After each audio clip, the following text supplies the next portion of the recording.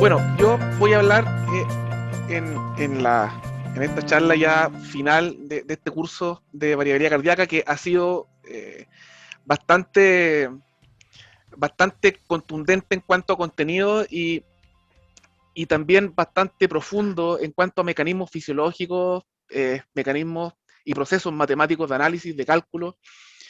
Y bueno, en esta charla final mi intención es hacer una bajada, digamos, de estos contenidos, de estos temas, hacia hacia la potencial aplicación clínica que pueden tener estos parámetros. Eh, yo sí tengo que decir que, eh, dada mi actividad clínica, tengo la inevitable tendencia a aproximarme al ámbito pediátrico en cuanto al análisis de la evidencia y el estudio de la variabilidad del ritmo cardíaco. Entonces, muy probablemente acá van a ver mucho o quizás algunas cosas respecto a pacientes pediátricos con enfermedades cardiopulmonares, y también incorporé en la charla algunas nociones propias de los pacientes adultos, pero quiero hacer esa salvedad debido a que si es posible estudiar variabilidad cardíaca en niños, también con mayor razón es posible estudiar en adultos, ya en el área en donde es más complejo estudiar variabilidad cardíaca justamente en población infantil. Así que quisiera también hacer ese alcance. Solo para estar tranquilo, quisiera que me confirmaran que se ve la presentación proyectada y no se ve la presentación, esas pantallas negras que se ven, porque como tengo dos pantallas acá, no sé cuál de las dos se está preguntando. Ya, vale, gracias, se ve bien, ya, listo. Ya, sin más preámbulo, vamos a comenzar entonces. Perfecto, gracias. Bueno, en primer lugar, vamos a conversar sobre estos 5 temas, mecanismos de variabilidad cardíaca, que yo no voy a profundizar mucho más de lo que ya se ha comentado. Quizás yo voy a sobresimplificar algunas cosas, ¿ya? Algunos aspectos biodemográficos de la variabilidad del ritmo cardíaco, alguna evidencia respecto a cómo se comportan estos parámetros como factor pronóstico, como potenciales herramientas para el seguimiento de nuestros pacientes, para la evaluación del efecto de ciertas intervenciones que nosotros podemos hacer en el ámbito de la rehabilitación, por ejemplo. Cómo podemos usar la variabilidad cardíaca para no solo para la prescripción del ejercicio, sino que para la evaluación de la efectividad de los protocolos de entrenamiento. Y también algunos, algunos temas de los cuales muy poco se habla, que es en lo técnico, cómo se hace la variabilidad cardíaca, cómo se mide. Por ahí ya nos adelantó bastante, por ejemplo, respecto a la importancia de controlar el ritmo respiratorio, cómo se publica, cómo se escribe un artículo incorporando la variabilidad cardíaca, qué elementos tiene que tener el paper, por ejemplo, que hay que reportar de manera que la calidad del reporte eh, sea buena y lógicamente el artículo cumpla con ciertos criterios de calidad para ser aceptado en cualquier revista. También me voy a referir a eso al final de la presentación. Ahora, sobre variabilidad cardíaca, la verdad, estos temas pareciera que fuesen temas nuevos o temas asociados con las nuevas tecnologías de la evaluación de los parámetros cardiovasculares. Sin embargo, eh, no son necesariamente tan nuevos. Sin embargo, son muy importantes porque como ya lo revisamos, a través de las variaciones de las pulsaciones de nuestros distintos sistemas fisiológicos, nosotros podemos estudiar mecanismos subyacentes al desarrollo de ciertas enfermedades o ciertas condiciones crónicas. Incluso la evidencia es bastante consistente en mostrar que los parámetros de control cardiovascular, variabilidad del ritmo cardíaco, parámetros de control reflejo de nuestro sistema cardiovascular, son considerados como marcadores tempranos de disfunción cardiovascular, en donde antes de el antes del descontrol metabólico de la glicemia, antes de la aparición de signos de dislipidemia o antes de la alteración de ciertos biomarcadores que están asociados con la salud cardiovascular, ya hay una alteración, un deterioro autonómico previo. Entonces, eh, digamos, esto transforma a estos parámetros de control cardiovascular en biomarcadores tempranos incluso de control. Pero lógicamente para eso es bien importante entender estos conceptos de homeostasis y entropía. Rui nos comentó y nos mostró y habló en la primera charla sobre Walter Cannon, ¿cierto? Que él habló de la homeostasis tomando toda la literatura y las publicaciones de Klaus Bernard, ya que es uno de los padres de la fisiología moderna. Sin embargo, la homeostasis es un proceso mediante el cual los procesos se mantienen en condiciones estables, pero y ahí es donde muchas veces uno entra en contradicciones, porque uno dice, bueno, la variabilidad del ritmo cardíaco, lo positivo clínicamente en que la variabilidad esté aumentada, no que, digamos, los parámetros estén estables. Entonces ahí muchas veces uno entra en ciertas contradicciones, y esto, obviamente, uno tiene que ahora enfrentar estas dos formas de mirar la fisiología, entendiendo esta noción de que no existe homeostasis sin entropía o sin procesos de variación, ¿ya? Y esto muchas veces en el pregrado, cuando uno lo conversa con estudiantes, o incluso en el posgrado, causa un poco como de cuesta entenderlo. ¿Pero qué significa? Bueno, ya nos vamos a ir entrando en eso. También quiero mencionar que estos temas del estudio de la variabilidad cardíaca no son nuevos. Esto se viene estudiando, si bien digamos, es ya del siglo XX, ¿cierto? Ya en el último tercio del siglo XX empezaron a aparecer publicaciones. En los últimos 10 o 15 años ha habido una explosión en el aumento de publicaciones, dado básicamente por las tecnologías y el acceso a las tecnologías, y en eso las tecnologías para medición de ritmo cardíaco mediante métodos telemétricos como los smartwatch, la tecnología Polar, vino a ayudar mucho para extender estos parámetros de medición a otros campos de actuación, en la clínica, en la medicina deportiva, en fin. Siempre, ¿cierto? Como en todos, el estudio en población infantil de todos estos temas siempre va a ir secundado o va a estar siempre en segundo lugar respecto al estudio en adultos, ya eso en prácticamente todas las dimensiones. Siempre los niños van un poquitito más atrasados en cuanto al avance de las tecnologías. Sin embargo, también en los últimos años ha habido un avance importante, pero todavía sigue siendo insuficiente, sin duda. Pero como les decía, esto no es nuevo, ¿ya? Esto en la dinastía Qin, en el 180 después de Cristo, Wang Chu, que es uno de los médicos clásicos de los principios de la era post-cristiana, digamos, ya escribía, de hecho él tiene un tratado sobre el estudio del pulso, y él ya escribe en su libro: si el corazón late tan regular como el golpe de un pájaro carpintero o la caída de una gota de lluvia, el paciente morirá dentro de 4 días. O sea, él ya sospechó, digamos, que pareciera que las variaciones del pulso pueden tener implicancias clínicas, ¿ya? Entonces él dice, si las variaciones desaparecen o si el corazón late tan regular como una gota de lluvia, él lo consideraba como un signo de mal pronóstico, ¿ya? Son las primeras aproximaciones a la noción de variabilidad del ritmo cardíaco. Y esto ya lo comenté al principio, conceptualmente para el mantenimiento de la homeostasis es necesaria la entropía, es necesario el desorden.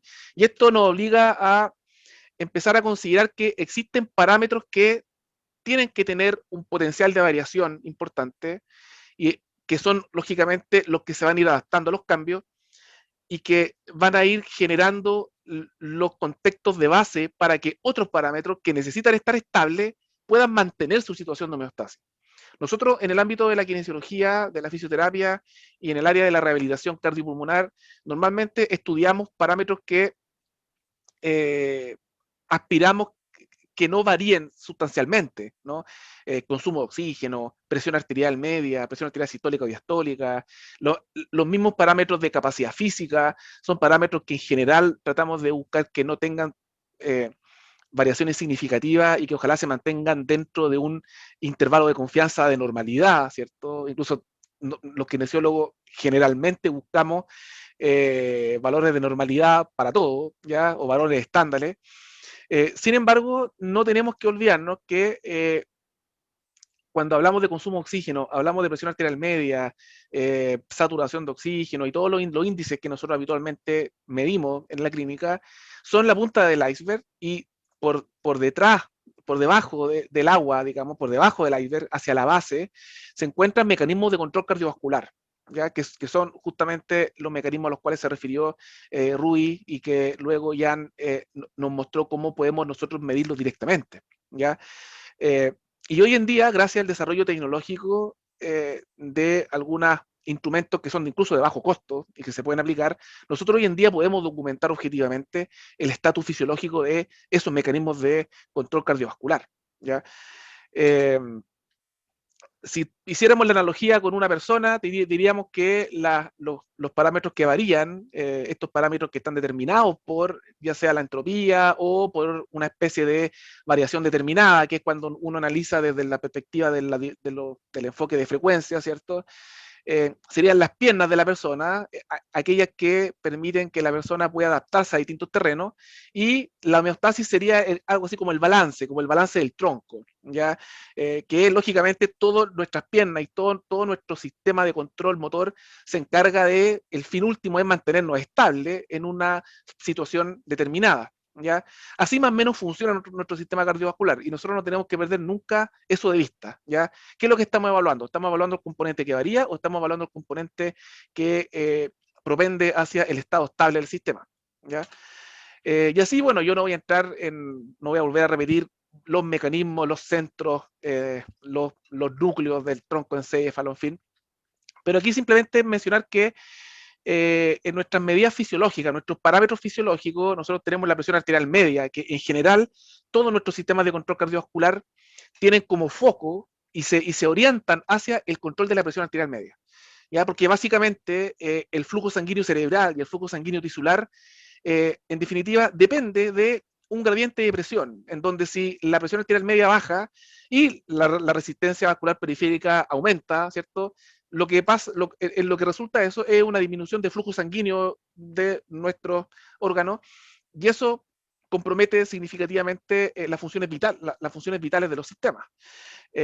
Por tanto, desde esa perspectiva, nosotros tenemos que entender que nuestro sistema todo se orienta hacia la manutención de la presión. De hecho, los que trabajan en intensivo, en kinesiología intensiva, siempre nosotros dentro de nuestros parámetros de evaluación de nuestro paciente está la presión. Y si no tenemos la medida exacta de presión en el momento en que yo estoy evaluando a mi paciente, en un paciente intubado que está con droga vasoactiva, en fin, prácticamente yo no debería intervenirlo, porque no tengo el feedback de un parámetro crucial, que es un parámetro vital para la perfusión tisular, ¿ya? Y eso es porque, bueno, la presión arterial es el parámetro foco, es el parámetro central en el cual nosotros buscamos que siempre se encuentre dentro de parámetros de normalidad. ¿Y por qué? Porque sabemos que de eso depende la homeostasis del sistema fisiológico. Sin embargo, de nuevo, para que eso ocurra, hay una serie de sistemas que están alrededor de esa variable de control, que es la presión arterial, que son las que tienen que variar, ¿ya?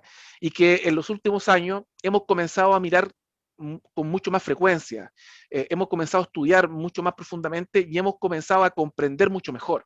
¿Ya? De hecho, el profesor Rui mostró los resultados de las investigaciones de su laboratorio, que es un laboratorio importante incluso yo diría importante en el mundo, en el ámbito de los estudios de control autonómico y de control cardiorrenal, en donde el estudio reciente de los últimos 5, 10 años, 15 años,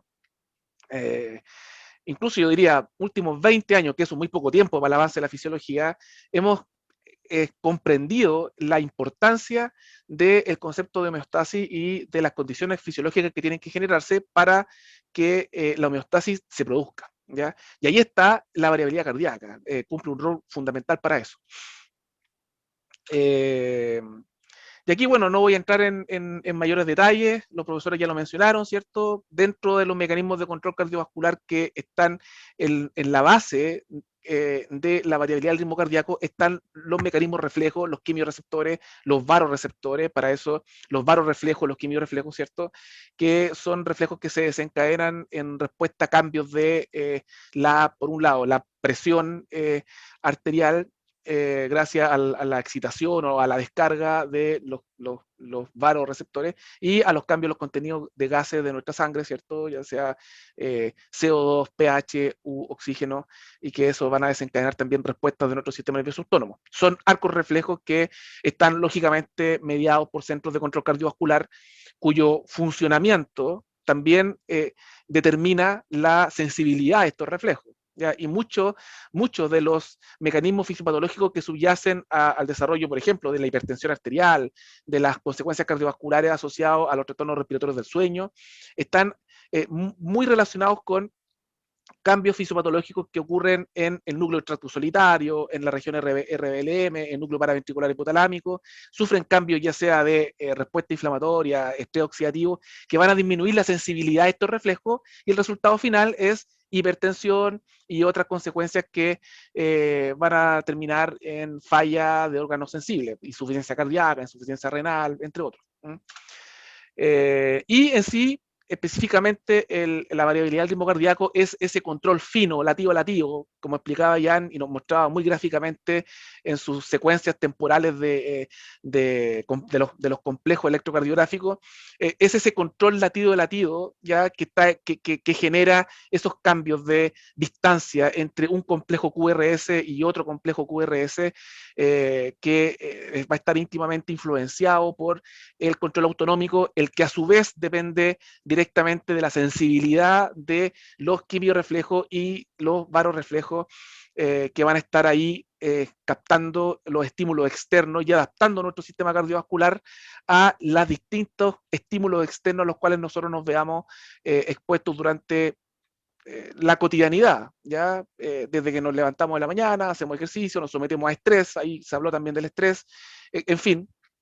Los sistemas se van adaptando, van ocurriendo resetting de los reflejos, en fin, y eso finalmente redunda, si esos sistemas están en una condición fisiológica óptima, eso redunda en que en nuestra presión arterial, ¿ya? Y nuestro flujo sanguíneo tisular va a estar dentro de márgenes que va a facilitar posteriormente la homeostasis de los sistemas fisiológicos y el normal funcionamiento. Esto muy rápido, ¿cierto? Si el corazón no variara, básicamente sería un metrónomo y no tendría sentido estudiar la variabilidad del ritmo cardíaco, porque el corazón tiene la posibilidad de variar en su ritmo, es que vale la pena estudiarlo. Para eso hay parámetros del dominio tiempo, como variables como el intervalo RR en sí mismo ya es un parámetro de dominio tiempo, la desviación estándar del intervalo RR, las desviaciones estándar de la diferencia entre intervalos RR adyacentes, que es esa variable, el RMSCD, también son parámetros del dominio tiempo, el porcentaje o la cantidad de intervalos sucesivos que tienen diferencias mayores a 50 milisegundos, que son el NN50 y el PNN50, en fin, son todos parámetros del dominio tiempo, ¿ya? Y como ya se mencionó, del dominio frecuencia, básicamente el paradigma del dominio frecuencia responde a una lógica, responde básicamente a la lógica de que las variaciones del ritmo cardíaco son determinadas por oscilaciones que se desarrollan en base a frecuencias definidas. Eso es lo que está detrás del dominio frecuencia. Por eso se distinguen oscilaciones de alta frecuencia, ¿ya? Que son, ahí si ustedes ven una serie temporal, estos son 10 minutos de registro, ven ahí oscilaciones rápidas, que son picos rápidos de oscilación, que eso está muy íntimamente relacionado con el high frequency, son oscilaciones de alta frecuencia, y eso está relacionado con el ritmo respiratorio, básicamente. Y ahí vemos también unas curvas más amplias. Esas son oscilaciones de baja frecuencia, ¿ya? Y que se desarrollan en rangos de tiempo un poco mayores. Y para el análisis cuantitativo de estas dimensiones, de estas fuentes de varianza, acá nosotros podemos ver en general dos fuentes de varianza. Una fuente de varianza o de variabilidad de baja frecuencia, que son esas oscilaciones amplias, y de alta frecuencia, que son esas oscilaciones más rápidas, ¿ya? Si yo sumo todo eso, a eso le voy a denominar, fisiológicamente hablando, densidad de poder espectral, se llama eso, la varianza total del sistema. Pero esa densidad de poder espectral total yo puedo decomponerla en una densidad de poder espectral de alta frecuencia, que es cuánto es la magnitud de las variaciones rápidas del sistema, y de baja frecuencia, que cuánto es la magnitud de las variaciones más lentas del sistema, del low frequency. Gráficamente, uno puede ver esa situación, ¿ya? Ese tacograma que mencionaba Jan, ¿cierto? Que es la relación entre el intervalo RR en milisegundos o en segundos por tiempo de registro. Eso yo lo puedo esquematizar en este gráfico, ¿ya? Oscilaciones de alta frecuencia y de baja frecuencia. Y es lo que básicamente da origen a estos dos espectros. Ahora, ojo, el enfoque del dominio frecuencia asume a priori, y esto por eso lo quiero repetir porque es bien importante, asume a priori que las oscilaciones son determinadas, tienen un ritmo regular, ¿ya? Son oscilaciones rítmicas, ¿ya? En cambio, a lo que se refirió Jan en su presentación respecto al modelo de análisis que está basado básicamente en los paradigmas basado en entropía, ¿ya? En la entropía, en el control no, en las variaciones no determinadas del ritmo, eh, que es el análisis cuantitativo recurrente, había notado el enfoque. Esos enfoques responden a una lógica que no está determinado por la frecuencia, sino que asume a priori que las variaciones del ritmo cardíaco no son posibles de determinar y básicamente siguen un caos determinístico, y ahí se derivan todos estos otros tipos de análisis. Hay análisis de entropía sampling entropy, que es la entropía de la muestra, y entropía general. En fin, hay un análisis que se llama detrended analysis, que es un análisis que no es determinado. Hay varios tipos de enfoque, pero básicamente en el ámbito clínico, y quizás cuando ustedes revisen artículos científicos, con lo que más se van a encontrar es con el análisis del dominio tiempo y el análisis del dominio frecuencia, que son quizás los más familiares. Los enfoques de análisis no lineal, que se llaman estos otros, que son análisis que están basados en la teoría del caos, se están introduciendo, yo diría, en los últimos años con harta fuerza porque han mostrado ser mucho más sensibles. Y ahí, bueno, voy a dejar una pregunta para conversarlo en la mesa redonda, porque uno de los problemas de estos otros enfoques, que siendo más sensible, el problema son los métodos de cálculo y el desarrollo de algoritmos para su cálculo. ¿Ya? Ahí lo vamos de algoritmos un poco más prácticos para su incorporación a la clínica, a eso me refiero.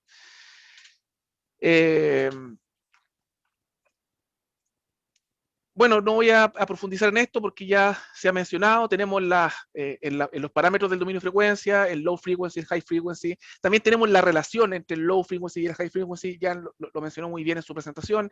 El low frequency básicamente representa el componente simpático-parasimpático integrado. ¿Ya?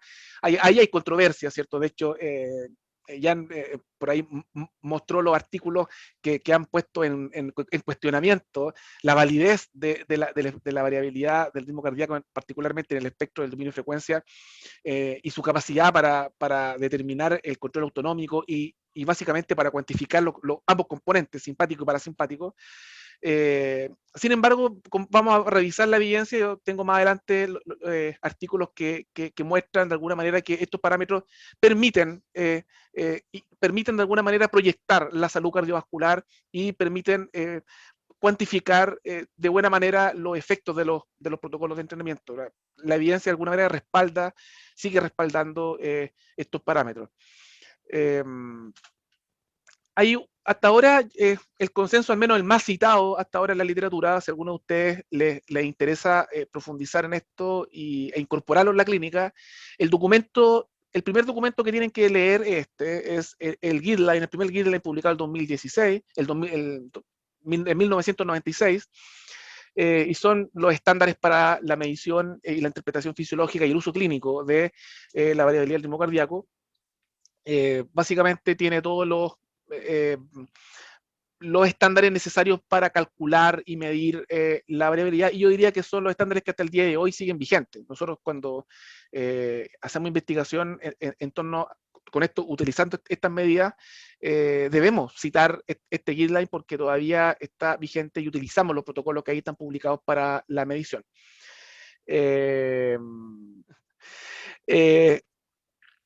Bien, bueno, yo les comenté que el desarrollo tecnológico ha favorecido la incorporación de estas herramientas de análisis en la clínica y en escenarios fuera del laboratorio, ¿ya? ¿Cierto? Yo no tengo conflicto de interés con la Polar, ni tampoco con el grupo finlandés que desarrolló el software Cuyos, pero sí siempre lo muestro, y porque me parece que es una forma bastante, está muy bien documentado. Hay muchas publicaciones validando la tecnología Polar como instrumento para registrar el intervalo RR. ¿Ya? Se ha documentado y se ha validado la tecnología en distintos escenarios, hasta en ejercicio. Ya también hay algunos artículos que muestran la validez de estos instrumentos para medir intervalo RR. En la mayoría de los estudios todavía sigue apareciendo el Polar RS800, el RS, no recuerdo el número, ya se me olvidó. Nosotros en nuestro laboratorio ocupamos el B800, que es la última versión del equipo, que permite registros de 24 horas y tiene, eh, además, es una forma de descarga de los datos que es bastante amigable. De hecho, es bastante amigable, en la página web es bastante amigable para descargar los datos. Uno exporta uno primero sincroniza con la página de la Polar el reloj. El reloj tiene una interfase para el computador que es bastante amigable también, no requiere de un software especial para eso ni nada. Se sincroniza con la página web, se descarga los datos, se extrae un archivo TXT, que es un Word mucho más liviano, un TXT que tiene aquí al lado izquierdo la columna del tiempo de sampling, el momento del muestreo, estos son segundos o milisegundos, mejor dicho, y en la columna de la derecha están el intervalo RR en cada momento en que el equipo hace el muestreo. Y luego los datos se exportan a un software que se llama Cubios, que es el que nosotros ocupamos en el laboratorio y que está sincronizado con el MATLAB, que es un programa matemático que ya tiene incorporado los algoritmos y las ecuaciones para el análisis espectral, el análisis de los dominios tiempo, análisis no lineal, en fin, y también tiene una gráfica bastante amigable para incluso hacer reportes en artículos científicos, hacer informes, hacer una presentación como la que yo estoy haciendo ahora, en fin. Eh, y aquí, como ustedes pueden ver, cuando uno hace análisis de variabilidad cardíaca, podrán ustedes deducir que esto tiene etapas que hay que cumplir. Está la medición del intervalo RR, está cómo tú exportas los datos, luego cómo haces el análisis espectral, y así. Ya esto tiene etapas que uno tiene que ser muy ordenado y sistemático en estas etapas de análisis. Una de las etapas importantes en el análisis de variabilidad del ritmo cardíaco es la clasificación es la exclusión, la identificación y la exclusión de los artefactos. ¿Ya? Se describen distintos tipos de artefactos. Hay varios autores que han hecho intentos por clasificar los artefactos. Hay de tipo 2, de tipo 1, tipo 2, tipo 3, tipo 4, tipo 5, tipo 6. Los artefactos que más ocurren en el ámbito clínico, cuando uno hace en la práctica estas mediciones, son los tipo 2, tipo 3, tipo 4 y tipo 5. ¿Por qué no el tipo 1? Porque para el artefacto tipo 1, que consiste en la discrepancia, la discrepancia de registro entre el dispositivo Polar y el gold estándar. Para detectar el artefacto tipo 1, tú tienes que tener un registro simultáneo de electrocardiograma. Y ese artefacto se reporta generalmente cuando uno hace estudios de validación de equipamiento. ¿Ya? Por eso en el ámbito clínico uno normalmente considera los artefactos tipo 2, 3, 4 y 5, que son aquellos que el tipo 2 hay un aumento errático del intervalo RR de un latido respecto a otro. Ahí podemos ver un intervalo RR de menor a 0,7 segundos, y acá tenemos otro que está más de 200 milisegundos, mucho más de 200 milisegundos, casi 300 milisegundos por encima en el latido inmediatamente después. Eso está por encima de la probabilidad de ectopia. Nosotros tenemos los latidos ectópicos, son aquellos latidos que se diferencian en alrededor de 20 milisegundos entre un ciclo y otro. Esas pueden considerarse como ectopía y son fisiológicas. De hecho, en los niños es esperable que tengan latidos ectópicos hasta un 5% de un trazado de tacograma, más o menos. Es normal. Pero ya cuando la discrepancia de un ciclo respecto al ciclo vecino supera los 200 milisegundos, 300 milisegundos, evidentemente eso puede ser considerado como un artefacto. Ya eso es tipo 2. Cuando el artefacto hay una depresión ahora del intervalo RR, seguía por un aumento brusco del mismo en el intervalo siguiente. Eso se denomina tipo 3. Aquí tenemos un tipo 4, que es solamente un ascenso del intervalo, y acá el tipo 5 es cuando hay una caída del intervalo. Entonces, bueno, eso uno debería detectarlo. De hecho, en algunos protocolos se sugiere hacer este tipo de análisis en la etapa, antes de meter el registro al Cubios, ya uno debería mirar el registro acá visual, ir prácticamente latido por latido, y detectando estos tipos de artefactos que van a obviamente sesgar el sistema. También el QGIS tiene un algoritmo automático para la detección de estos tipos de artefactos y hace la limpieza también de forma automática. Uno también podría, si uno quisiera, dejar que el software lo haga. Pero para eso necesitamos estándares de registro óptimos. Y ahí es súper importante lo que mencionaba Jan en su presentación: control ventilatorio, una atmósfera sin sonido, sin aromas, ojalá que no tenga muchos estímulos visuales. Hay algunos grupos de investigación que a los sujetos de estudio les colocan una música relajada, la música que a la persona más le gusta, pero lo más suave posible. Nosotros no hacemos eso en general, nosotros sí hacemos control del patrón ventilatorio, eso sí, lo hacemos, y tratamos de mantener al menos el silencio y exento de cualquier otro estímulo que pudiese distorsionar el registro de variabilidad. Ahí hay un ejemplo. Esto evidentemente es un artefacto, ahí podría haber otro perfectamente. Entonces, idealmente uno debería tratar de limpiar, ojalá antes de colocar en el QGIS el registro, para evitar estas aberraciones, porque al final, ¿en qué termina esto? Esto termina en alteraciones de los parámetros de variabilidad cardíaca. Normalmente cuando uno no elimina estos registros, se sobreestima la variabilidad. O sea, el sujeto pareciera que tener una mayor variabilidad de la que realmente tiene. El tema es que uno tiene que ser bastante criterioso para la detección de estos artefactos, porque si uno elimina cualquier aberración que uno crea que es un artefacto, eso va a hacer que la variabilidad del ritmo cardíaco de ese sujeto se vea disminuida, se va a subestimar también la variabilidad. Por eso, lo ideal es que las condiciones de medición del intervalo RR sean las óptimas, porque eso te va a aliviar bastante de estar haciendo análisis, estar mirando qué es artefacto, qué no. Aparte que es muy importante tener experiencia para hacer este, este procesamiento. También es importante la experiencia y el aprendizaje al principio.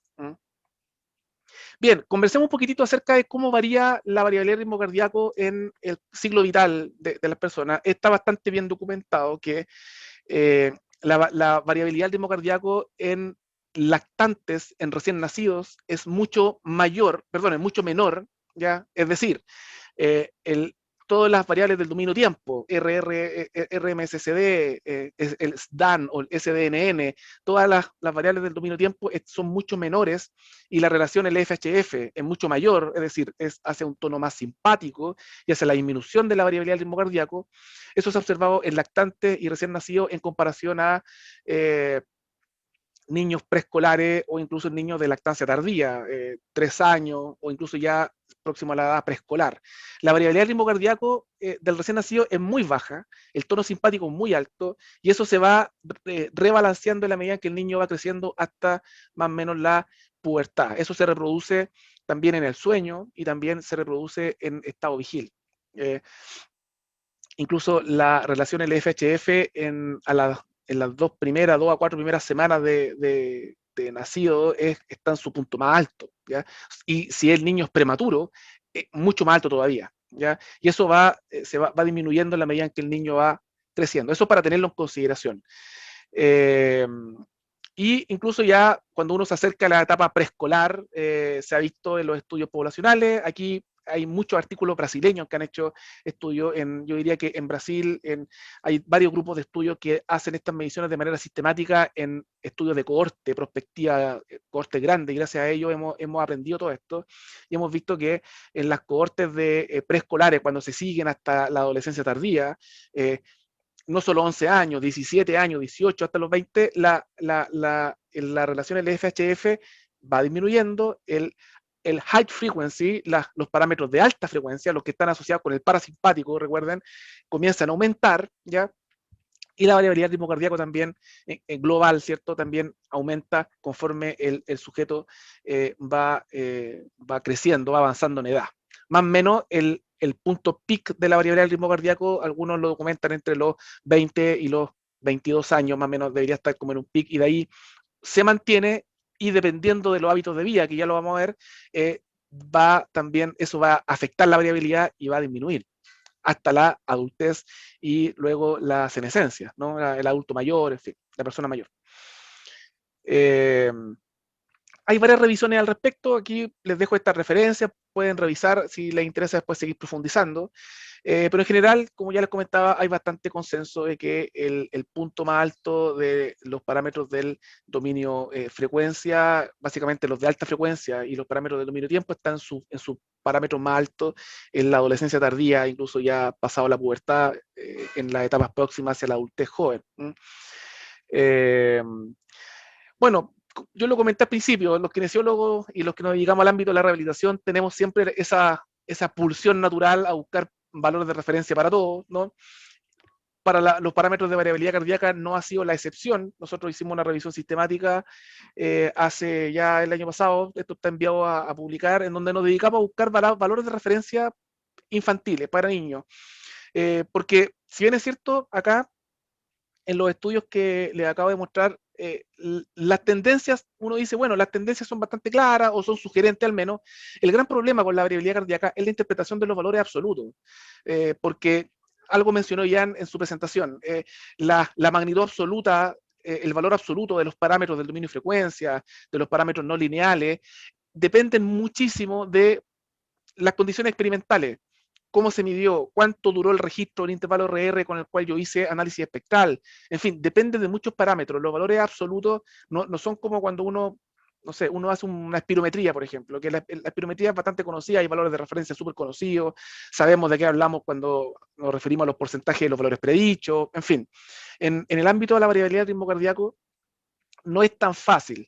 Y acá nosotros hicimos esta revisión, y aquí les muestro esta tabla que está en el artículo que me íbamos a publicar, en donde básicamente nosotros buscamos estudios que más o menos tuviesen las mismas condiciones de registro, al menos en cuanto a la duración del registro y a las tecnologías de análisis, tecnología portátil, Polar, con dispositivos transportables, en fin, dispositivos de bajo costo, y con periodos de registro de 5 minutos, solo 5 minutos. Y más o menos los valores son bastante similares, o sea, si miramos, por ejemplo, el RMSCD en niños ya debería oscilar al menos sobre un valor sobre 50 milisegundos, ¿ya? Sobre 50. Es esperable en niños en algunas edades que pueda sufrir algunas variaciones. Se distinguen también algunas variaciones por sexo, pero si ustedes, como ustedes pueden ver acá, no necesariamente son sugerentes en todas las edades, entonces no son muy concluyentes, pero sí en varios estudios es repetido ciertos puntos de corte, como por ejemplo 40 milisegundos del RMS-SSD o 50 milisegundos para considerar ese parámetro como un esperado normal. Para alguien que tiene un tono parasimpático, el RMSSD es una variable muy próxima al sistema parasimpático. De hecho, en algunas publicaciones se sugiere que puede ser un subrogante del parámetro high frequency, del espectral, digamos, del análisis espectral. Y bueno, se sugiere que debería estar en valores superiores a 40 milisegundos. El SDNN es un valor que ha mostrado sensibilidad y especificidad un poco menor, pero se habla de 70, 60 milisegundos como un valor mínimo. Por ejemplo, si ustedes tienen un paciente, un niño o un adulto incluso que tiene un RMSSD de 30 o de 20 o de 18 o de 10, nosotros en el laboratorio lo vemos en los niños más gorditos, por ejemplo, los más sedentarios, los que se ve que tienen una vía mucho menos activa, ¿ah? O incluso en condiciones socioculturales mucho más desventajosas. Nosotros acá en Concepción hacemos trabajo, hemos estudiado estudiantes en condiciones de vulnerabilidad, incluso acá.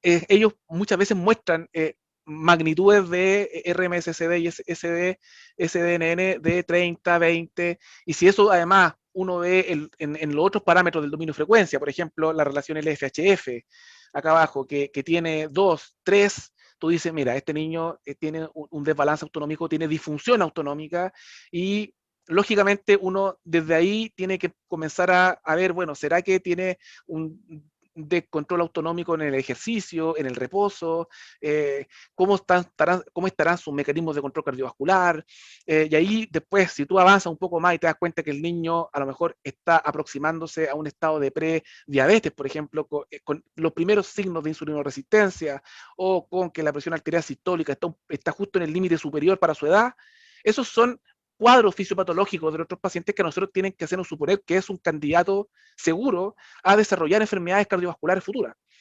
Aunque si tú le haces a ese paciente el control de niño sano, en fin, puede que parezca sin riesgo y solamente el único riesgo va a ser la obesidad. Pero si tú exploras un poco más hacia el estudio de estos parámetros, puedes completar el cuadro fisiopatológico y establecer realmente la probabilidad de riesgo que ese niño tiene desde el desbalance autonómico o desde la alteración de sus mecanismos de control cardiovascular, que ya sabemos que a futuro van a desencadenar hipertensión y, bueno, todas las condiciones que hemos conversado hoy día. Por ejemplo, este es un caso real. Este es en uno de nuestros estudios. Nosotros acá hemos estudiado bastante niños con obesidad. Son dos niñas de 10 años, la misma estatura, la misma edad, 10 años, niñas, ¿ya? Una es obesa y obesidad cuantificado mediante estándares de OMS, con la relación de IMC por edad superior al percentil 85, perdón, superior al percentil 95 para su edad. Y vemos acá, en comparación con una niña que es eutrófica. Y aquí yo les pregunto, ¿dónde hay mayor variabilidad del ritmo cardíaco?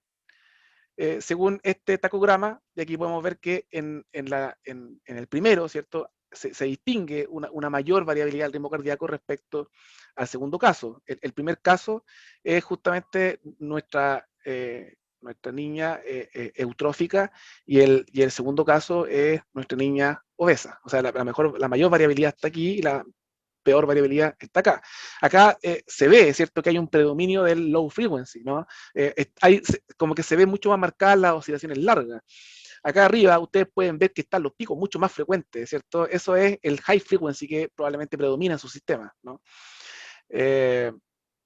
Entonces, bueno, cuando uno ya empieza a asociar otros parámetros biodemográficos, además de la edad, por ejemplo, se ha investigado mucho esto en niños en parámetros de capacidad física, y se ve que, al menos en los niños, la capacidad física, la fuerza, la masa magra, en fin, se relacionan con la variabilidad cardíaca. O sea, los niños que tienen una mayor masa magra, mayor capacidad física, tienen una mayor variabilidad del ritmo cardíaco. Y eso documentado con al menos los parámetros del dominio tiempo, dominio frecuencia. Con las niñas no se ve tanto, pero ojo, eso no tiene que ver con que la variabilidad cardíaca no sea válida en las niñas, sino que es porque es un fenómeno propio de las características socioculturales de las niñas. ¿Ya? De hecho, cuando uno estudia otras variables que no son variabilidad, por ejemplo, cuando uno estudia la actividad física en las niñas, ¿ya? Y cuando uno asocia la actividad física con parámetros de función pulmonar, parámetros de trastornos del sueño, en fin, con otros parámetros, no variabilidad, uno ve este mismo efecto, que en los niños hay correlación y en las niñas no. ¿Y eso por qué? Porque el nivel de actividad física o el nivel de inactividad física, y lógicamente de ahí se deriva el nivel de masa magra y masa grasa en las niñas, es mucho más homogéneo en comparación a los niños. En los niños, los niveles de actividad física son mucho más heterogéneos entre sí, hay mucho más heterogeneidad interindividual en niños que en niñas, ¿ya? Y eso hace que cuando uno hace análisis estadístico, por ejemplo, como acá, que se hicieron correlaciones, es mucho más probable obtener significancia estadística en niños que en niñas.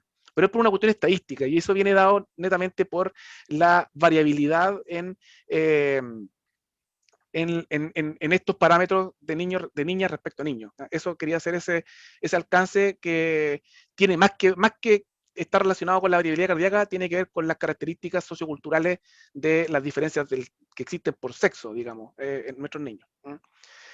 Eh, Acá, bueno, lo mismo con otros parámetros, ya con, lógicamente, la variabilidad del ritmo cardíaco se correlaciona inversamente con presión arterial sistólica, diastólica. Es esperable que los niños que tienen una menor presión arterial sistólica dentro de los márgenes normales tengan una mejor variabilidad y viceversa.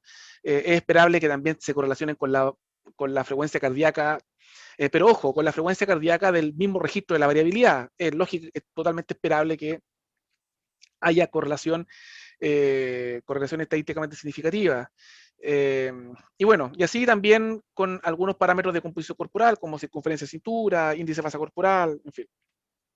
es totalmente esperable, lo mismo con los parámetros de actividad física. Al menos algunos indicadores, como por ejemplo el SDAN o el RMSSD, que al menos acá en esta cohorte mostró buena correlación con algunos parámetros cardiovasculares. Ya cuando se trata de analizar factores de riesgo, esto también se ha estudiado recientemente y se ha visto que en blanco tenemos el niño sin factores de riesgo, en negro con 2 factores de riesgo y en gris con más de 2 factores de riesgo. ¿ya? Y bueno, se ve que parámetros del dominio tiempo, RMSSD, el SDNN, muestran están fuertemente determinados por la magnitud y la cantidad de factores de riesgo que coexisten en un mismo sujeto. ¿ya?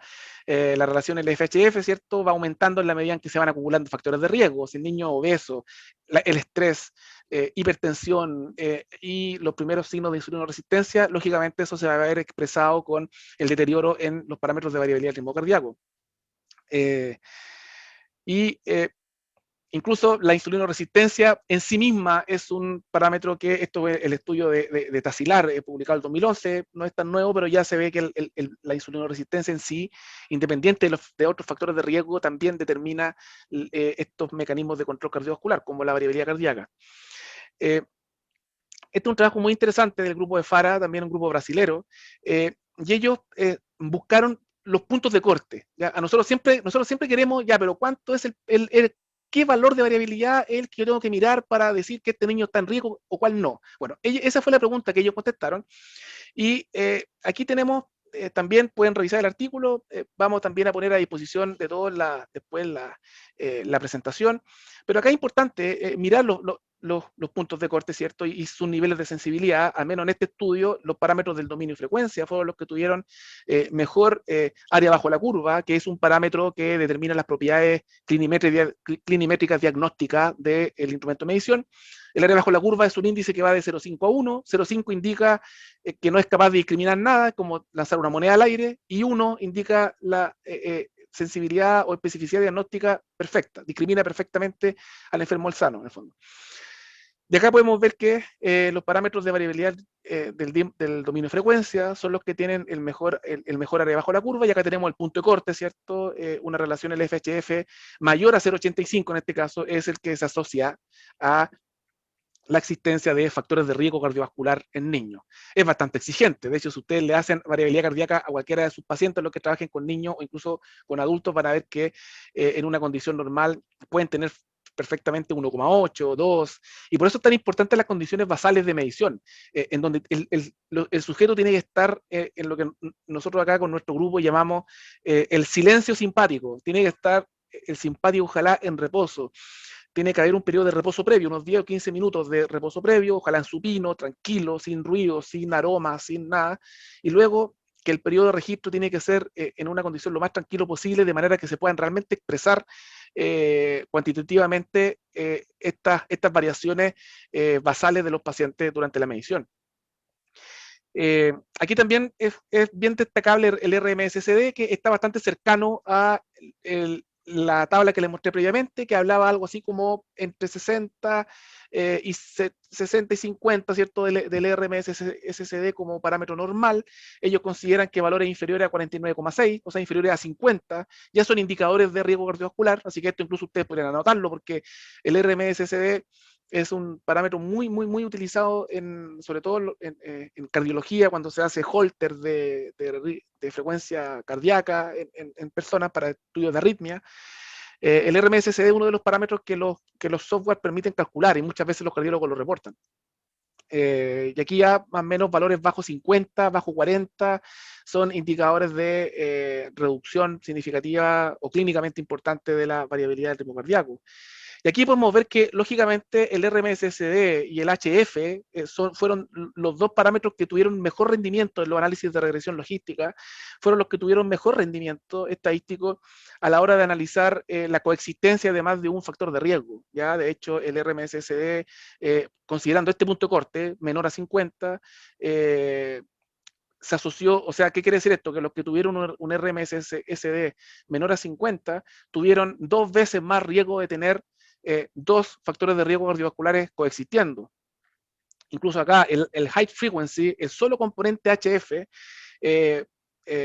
por aquí está menor a 53 en el valor normalizado, se indica que hay casi 3,5, casi 4 veces más riesgo de tener dos factores de riesgo cardiovasculares coexistiendo. Entonces, aquí podemos ver parámetros y valores absolutos que ya nos pueden indicar la existencia de riesgo cardiovascular en un niño que no necesariamente va a tener prehipertensión o va a tener insulinoresistencia. Pueden estarse desencadenando estos mecanismos, y de hecho así ocurre, se desencadenan antes de la aparición de signos de disfunción cardiovascular. En adultos también, esto es una revisión sistemática publicada a finales del año pasado y mostró que igual, aquí yo solamente traje los forest plot generales, los que están hechos con el análisis general de la variabilidad cardíaca, y muestra básicamente que los sujetos que tienen menor variabilidad cardíaca en adultos tienen 112% más riesgo de muerte por enfermedad cardiovascular y 46% más riesgo de tener un evento por causa cardiovascular. Por tanto, de nuevo, acá ya tenemos bastantes antecedentes para decir que muy probablemente estos parámetros de control cardiovascular, como la variabilidad, debemos ya empezar a introducirlo en nuestro set de instrumentos de medición para determinar la funcionalidad de mi paciente a la hora de la evaluación, en aras de desarrollar una apropiada planificación de la rehabilitación cardiopulmonar de mi paciente. En otras patologías como la fibrosis quística, por ejemplo, también se ha estudiado, también se ha visto que los pacientes con fibrosis quística tienen un aumento del tono simpático, un aumento de la relación LFHF. Y este estudio me parece interesante porque se analizó las variaciones de la variabilidad del ritmo cardíaco antes y después del test de marcha de 6 minutos. El test de marcha de 6 minutos, si bien es cierto un test submáximo, para algunos pacientes con fibrosis quística constituye una prueba de ejercicio no tan submáximo, casi tampoco maximal, pero sub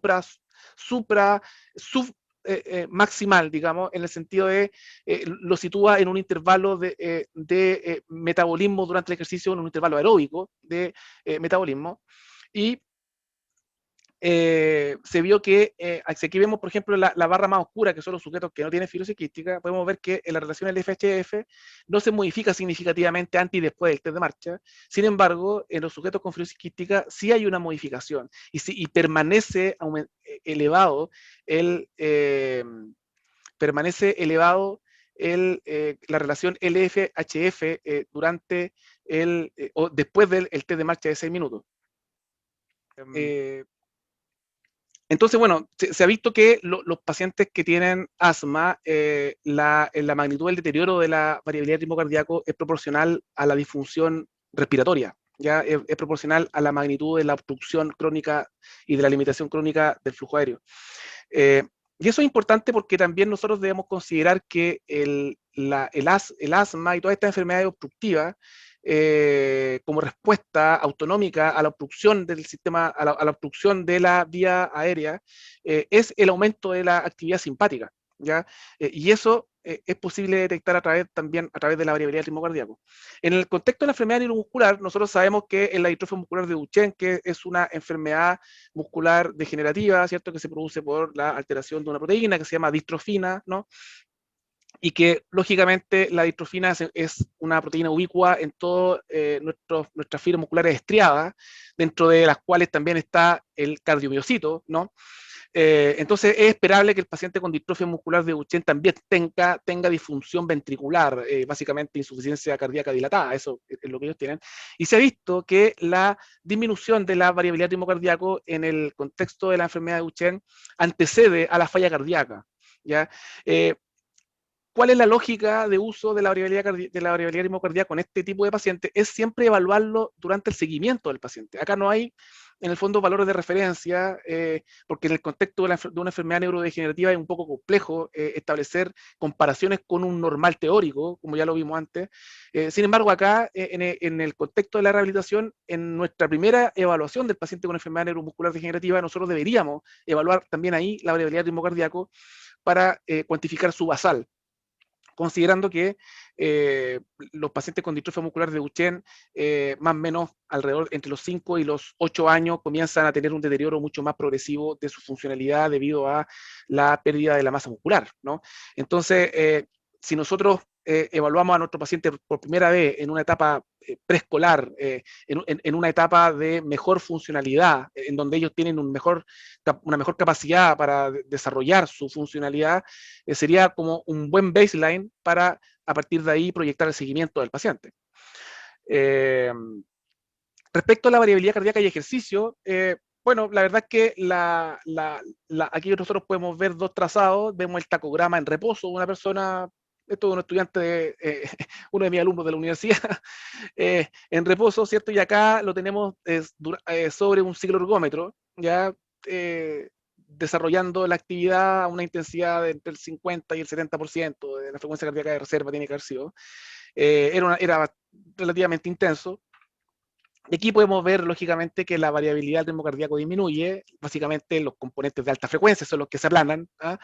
¿Debido a qué? Debido a que durante el ejercicio nosotros tenemos descarga simpática, y eso es esperable, es totalmente esperable. Sin embargo, cuando hablamos del entrenamiento, acuérdense que el ejercicio es distinto al entrenamiento. El entrenamiento es la adaptación a la carga, son los cambios fisiológicos que se desencadenan luego de un proceso de entrenamiento, de un proceso de ejercicio físico repetitivo. Ahí uno espera, ¿qué cosa? Que la variabilidad del ritmo cardíaco, en vez de disminuir, aumente, ¿ya? Que la relación LFHF disminuya y que todos los componentes del dominio tiempo y los componentes de alta frecuencia, del dominio frecuencia, y también los parámetros que están asociados a la entropía también del sistema, también aumenten. ¿Ah?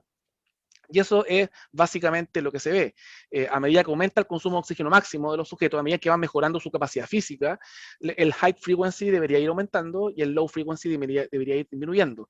Esto es medición en reposo, medición basal, que no es lo mismo esto. Esto es durante el ejercicio. Durante el ejercicio, debido a la descarga simpática inducida por la actividad, es esperable que la variabilidad cardíaca disminuya. Pero en reposo, una vez que el paciente va aumentando su capacidad física debido a la progresión del entrenamiento, la variabilidad del ritmo cardíaco debería ir aumentando. Y esto, bueno, se ha visto en la evidencia, cuando uno analiza y revisa la evidencia respecto al efecto del entrenamiento físico sobre la variabilidad cardíaca en sujetos con insuficiencia cardíaca, por ejemplo, que es una de las condiciones que más aumenta la actividad simpática. Se ve que el entrenamiento físico disminuye en la relación LFHF, o sea, disminuye el balance, disminuye el componente simpático de este desbalance autonómico, ¿ya? Y disminuye bastante, o sea, la disminución es de 2.2, diferencia 2.2, en diferencias medias estandarizadas, equivale a 2.2 desviaciones estándar, que eso es considerado una magnitud del efecto fuerte, digamos, o sea, disminuye bastante la relación LFHF, y esto es lógicamente a expensas de un aumento de la variabilidad del ritmo cardíaco global.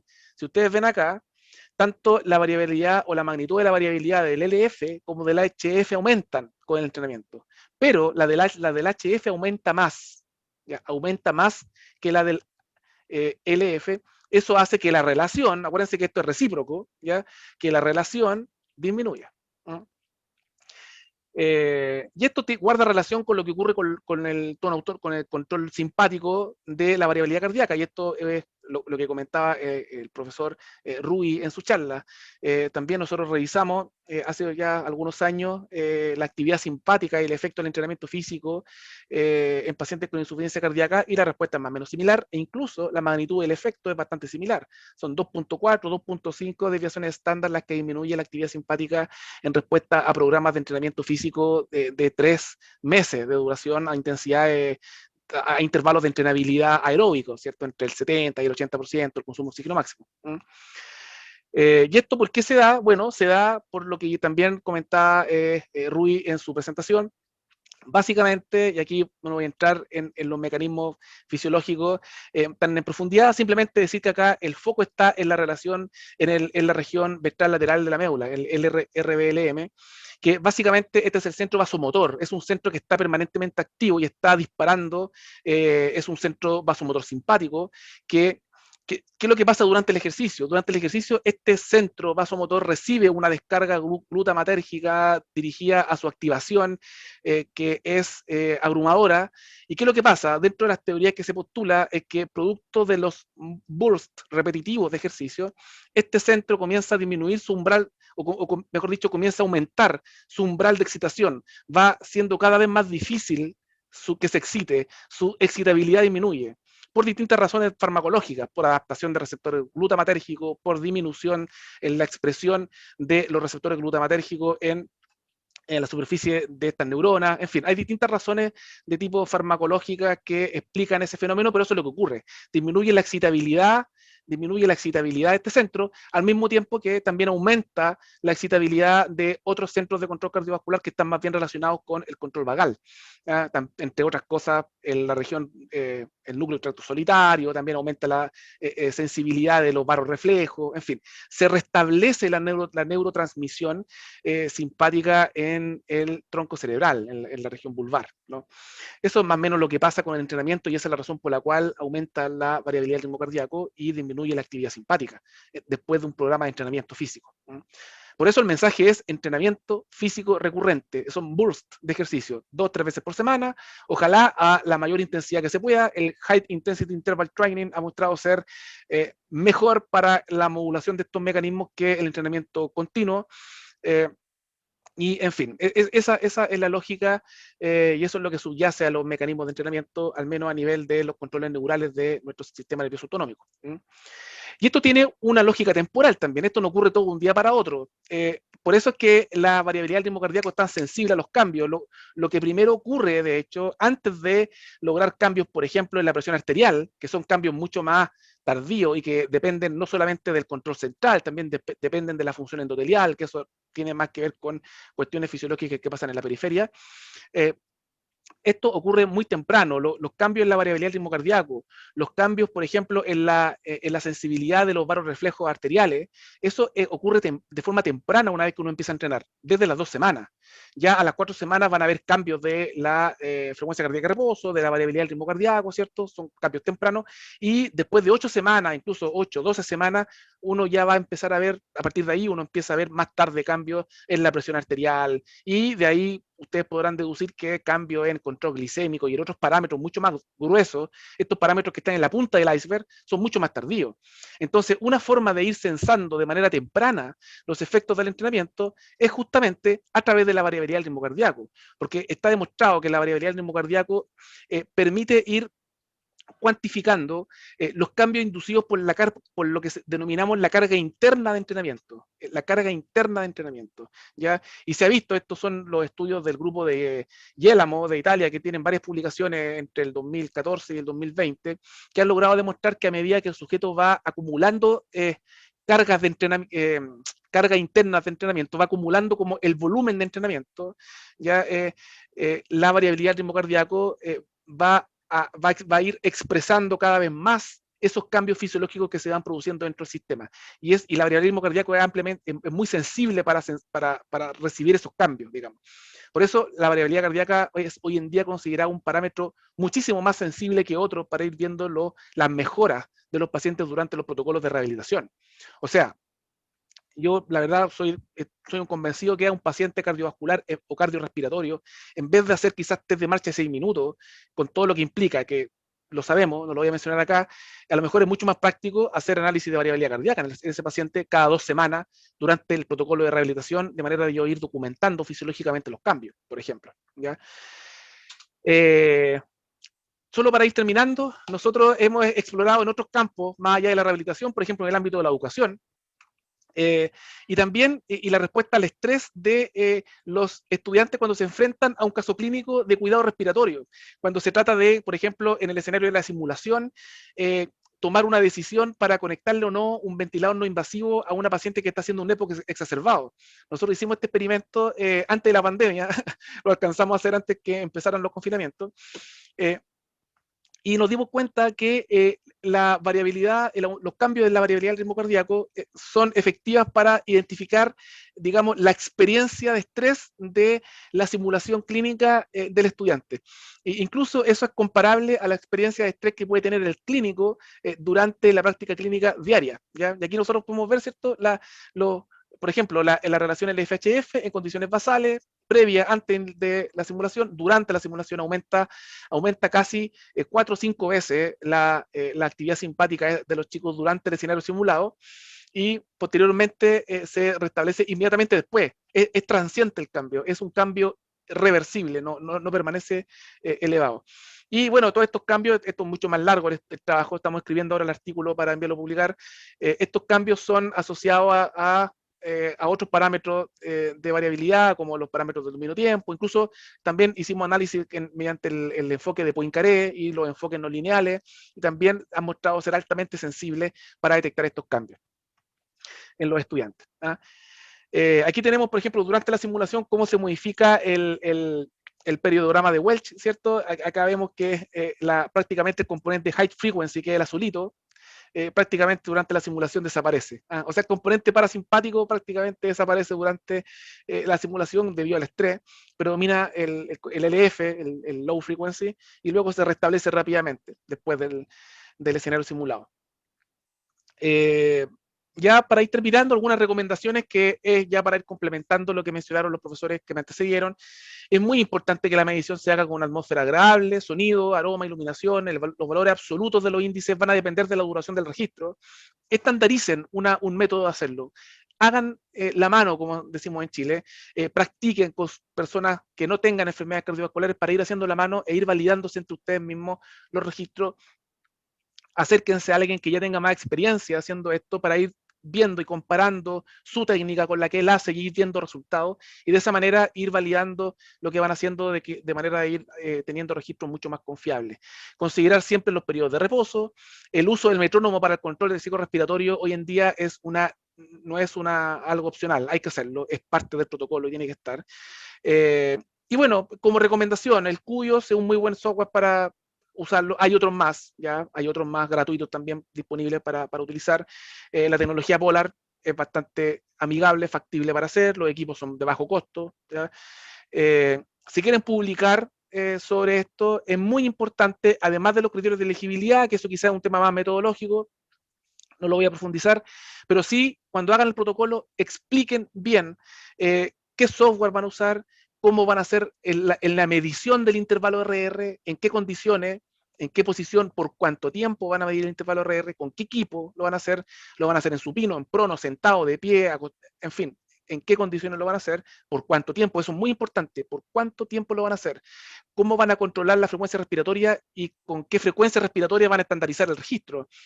Y luego, ¿cómo van a exportar esos datos? ¿A qué software? ¿Cómo van a hacer eso? ¿Quién lo va a hacer? ¿Va a estar enmascarado el que hace el análisis espectral respecto a los grupos de estudio? Eso es importante. El que está haciendo el análisis espectral en el QoS o en el software que ustedes ocupen, no tiene que saber si el sujeto que está analizando es del control o del experimental, o es una medición basal o post-intervención, de manera que no se sesgue, porque este análisis también es operador dependiente. Todo eso tiene que estar muy bien explicado en el protocolo. Luego, ¿qué tipo de parámetros van a considerar como medida de efecto, de tiempo, enfoque de frecuencia, enfoque no lineal, con qué frecuencias de muestreo van a implementar, qué frecuencias van a considerar para establecer el high frequency, el low frequency, el very low frequency, en fin.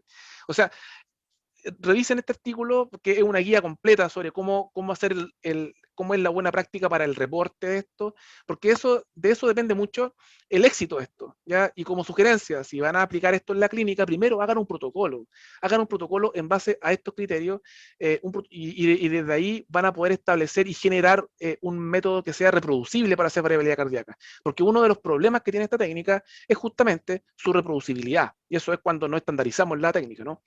Entonces, para terminar, solamente la variabilidad es una expresión matemática de los mecanismos de control cardiovascular. La magnitud y tipo de respuesta varía a lo largo del ciclo vital de la persona. Eso es crucial. Si ustedes van a estudiar esto en niños, si no tienen grupo control, es un seco importante y tienen que discutirlo, ¿ya? Y contrastarlo con los cambios que se esperan para un niño de acuerdo a su edad. Eso es súper importante. La disrupción de la variabilidad cardíaca normalmente puede aparecer antes de la aparición de otros signos clínicos de enfermedad. Eso es lo importante de la variabilidad. El entrenamiento físico restaura balance autonómico y eso es sensible mediante estos métodos. Considerar los criterios técnicos para la óptima evaluación y, lógicamente, los criterios técnicos para el reporte de resultados, si lo que van a hacer es un protocolo finalmente. Así que, bueno, desde ya, muchas gracias por haber participado, por haber decidido incorporarse a este curso.